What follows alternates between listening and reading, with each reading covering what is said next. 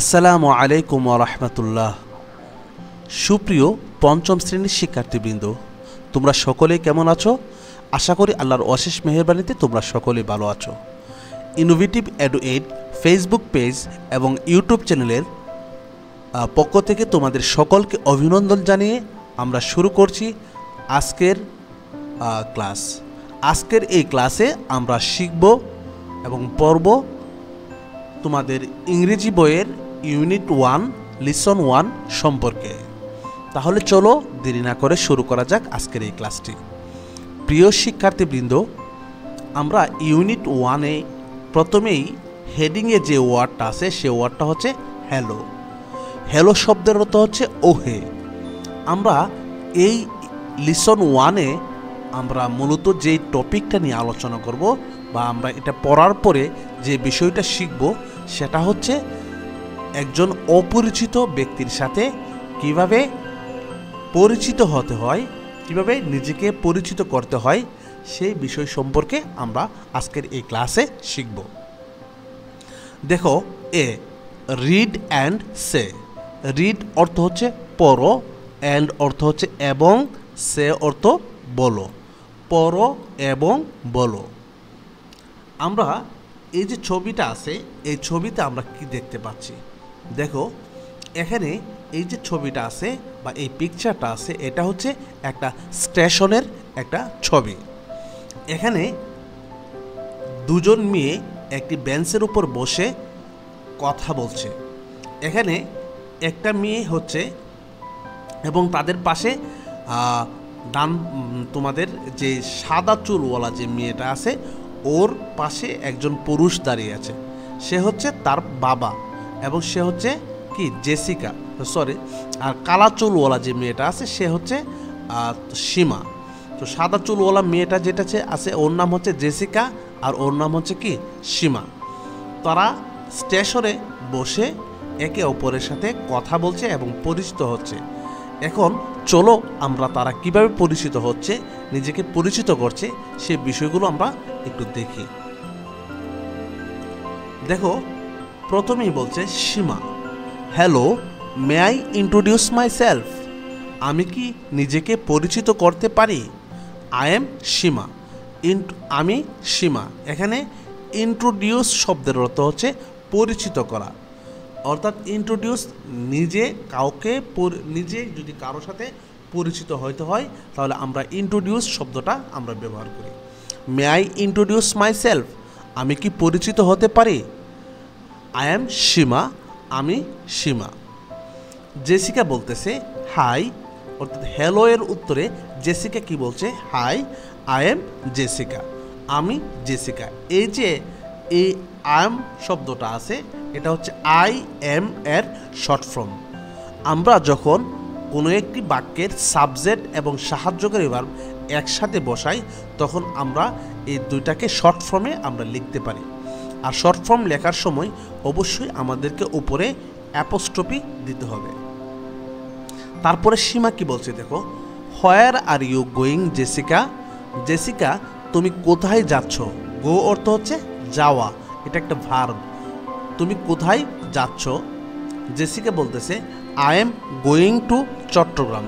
আমি কোথায় যাচ্ছি? চট্টগ্রামে যাচ্ছি। I am on holiday. Holiday শব্দের অর্থ হচ্ছে ছুটির দিন। With my father. আমি আমার বাবার সাথে ছুটিতে আছি।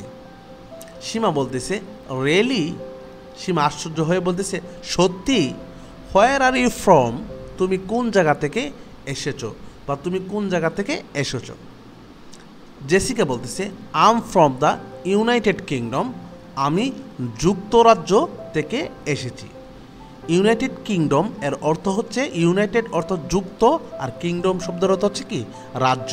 ইউনাইটেড কিংডম এর অর্থ হচ্ছে যুক্তরাজ্য। এই ইউনাইটেড কিংডমকে সংক্ষেপে ইউকে বলা হয়ে থাকে। তারপর জেসিকা বলতেছে দেখো, আর ইউ ফ্রম ঢাকা? তুমি কি ঢাকা থেকে এসেছো? সীমা বলতেছে no, I am from Sylhet. I am from Sylhet. আমি সিলেট থেকে এসেছি। That's where we are going. আর সেখানেই আমরা যাচ্ছি। আওয়ার ট্রেন ইজ লিভিং, এখানে লিভ হচ্ছে ভার্ব, LEAVE, লিভ, লিভিং।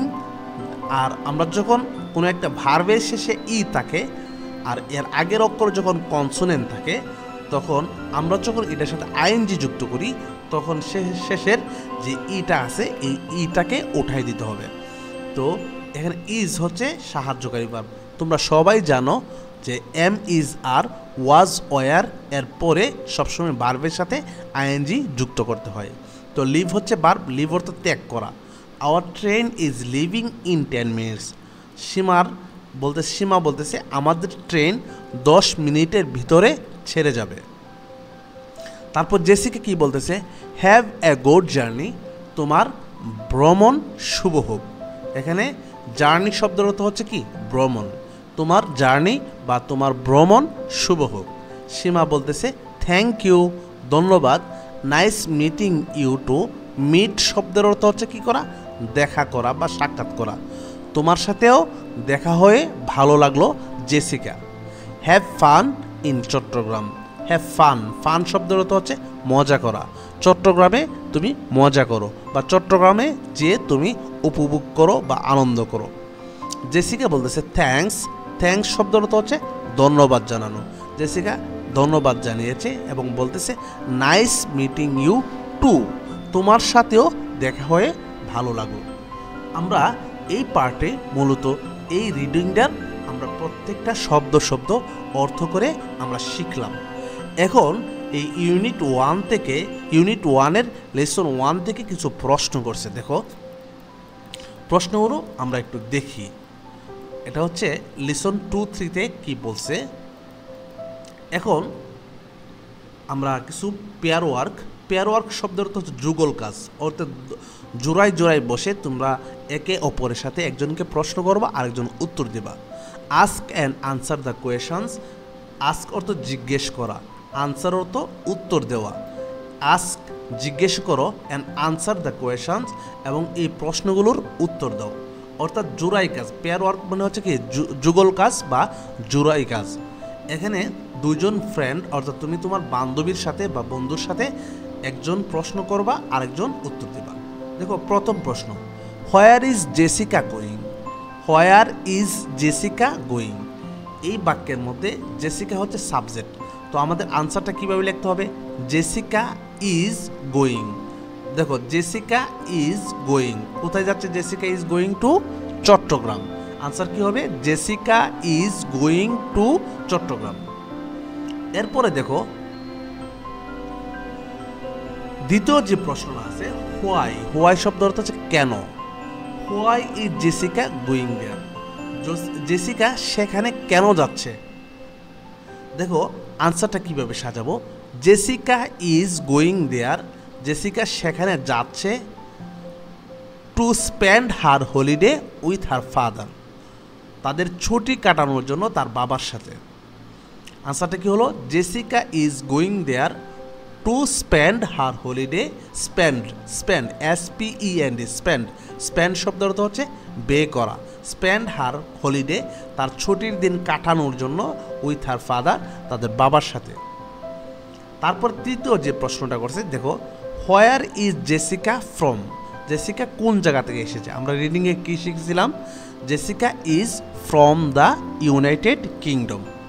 আনসারটা কী হবে, হোয়ার ইজ জেসিকা ফ্রম, এর আনসার হচ্ছে Jessica is from the United Kingdom. তারপর দেখো এরপরের 4 নম্বর যে প্রশ্নটা আছে, 4 নম্বরের প্রশ্ন বলছে ইজ সীমা ফ্রম ঢাকা, সীমা কি ঢাকা থেকে এসেছে। এখানে একটা বিষয় বোঝার বিষয়, সেটা হচ্ছে যখন সাহায্যকারী ভার্ব অর্থাৎ am is are, was were, have has had, এই সাহায্যকারী ভার্ব দ্বারা যখন প্রশ্ন করা হবে উত্তরে তোমাকে ইয়েস অথবা নো বলতে হবে। যদি উত্তর সঠিক হয়, বাক্যটা যদি সঠিক হয় তাহলে ইয়েস বলতে হবে, আর যদি মিথ্যা হয় তাহলে নো বলতে হবে। তাহলে ইজ সীমা ফ্রম ঢাকা, সীমা কি ঢাকা থেকে এসেছে, এটা কি সত্য নাকি মিথ্যা, নিশ্চয় মিথ্যা। তার আনসার কি হবে, নো। নো বলার পরে তোমাকে কি দিতে হবে, আনসার দিতে হবে। No, Seema is from Sylhet. 5 দেখো 5 নাম্বার প্রশ্নটা কি করছে, হোয়ার ইজ সীমা গোয়িং, সীমা কোথায় যাচ্ছে। আনসার হচ্ছে Seema is going to Sylhet. 6 number যে প্রশ্নটা আছে সেটা বলছে when is Seema's train leaving. When মানে হচ্ছে কখন, when is Seema's train leaving, সীমার ট্রেন কখন ছেড়ে যাবে। আমরা কি শিখছিলাম, যে রিডিংয়ের মধ্যে পড়ছিলাম সীমার ট্রেন 10 মিনিটের ভিতরে ছেড়ে যাবে। আনসারটা কী হবে, Seema's train is leaving in 10 minutes. 7 number দেখো, where R Seema and Jessica. সীমা এবং জেসিকা কোথায় আছে তারা, তারা তো একটা ছবি, আমরা আগেতে বলছিলাম ছবি হচ্ছে স্টেশনের একটা ছবি। তাহলে আমরা আনসারটা কীভাবে লিখতে পারি, Seema and Jessica are in a railway station, তারা একটি রেল স্টেশনে বসা আছে। তো এই ছিল প্রশ্নের উত্তরগুলো, এবং এই পার্টে তোমাদের আরেকটা অংশ আছে, সেটা হচ্ছে ল্যাঙ্গুয়েজ ফোকাস। ল্যাঙ্গুয়েজ ফোকাস, তো ল্যাঙ্গুয়েজ শব্দের অর্থ হচ্ছে ভাষা,